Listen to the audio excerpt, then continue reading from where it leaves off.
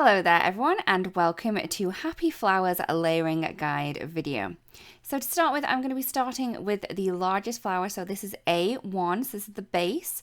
And for this base image that we have here, I am going to be using the pink pearl ink to add that lighter shade to the bottom. So I'm just going to ink the stamp up and then stamp that into place onto some white cardstock.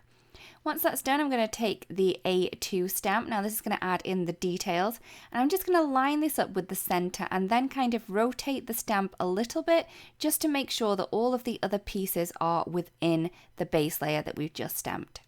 For this layer here, I will be using the coral berry ink to add in those darker details and shades to the image.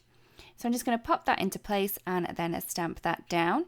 Once that has been stamped down into place, I can then move on to the flower center. So this is A3, and I'm just going to pop this in. I'm lining up the largest piece in the center first, and then just making sure that the other pieces around the outside edge do fit in within the white place that hasn't stamped. So for this layer here, I will be using the Sunray ink just to add in that base layer. I can then move on to the second layer of this, again lining up the center part first and then the other pieces around the outside. And for this layer here, I will be using the chamomile ink to add that darker detail in there. I'm then going to move on to the second flower, the smaller flower. So this is B, this is B1, so this is the base. So I will be using the pink pearl ink to stamp this into place. So once that has been done, I can then take the second layer.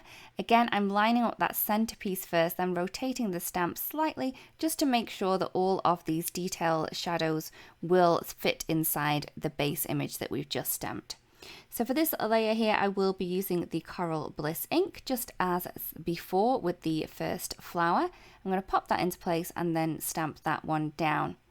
I can then take the base for the flower center. Again, as before, I'm lining up the larger piece, in the inside center, and then the other smaller pieces kind of just figure themselves out that way.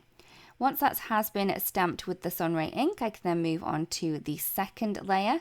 And for the second layer, I will be using the chamomile ink as before to add in those darker shadows to the flower center. Once that's done, I'm then going to move on to the leaves. So this leaf here is D, this is D1. This is the base here. And for this one, I will be using the Grassfield ink to stamp that one down. Once that's done, I can take the C2 layer and I'm just going to add that into place. This is going to line up around the outside edges and mostly towards the base of the leaves. For this one here, I will be using the Shadow Creek ink. I'm then going to move on to D. So this is the base layer, and as before, I am going to be using the Grassfield for the base layer. I can then take the second shadow layer, line that up along the bottom leaf, and then for this one, I will be using the Shadow Creek ink to add in those dark details. Once that's done, I can move on to the leaf that has the little E by it. So this one here, I have added the base layer with the Grassfield, and then we just have a little bit of the little ferns along the inside edge. And for this one, I will be using the Shadow Creek ink. Lastly, I'm going to move on to the last leaf. Again, as before, I will be using the Grassfield for the base. I'm then going to take the shadow layer. This is going to line up along that bottom edge. And for this one here, I will be using the Shadow Creek ink again.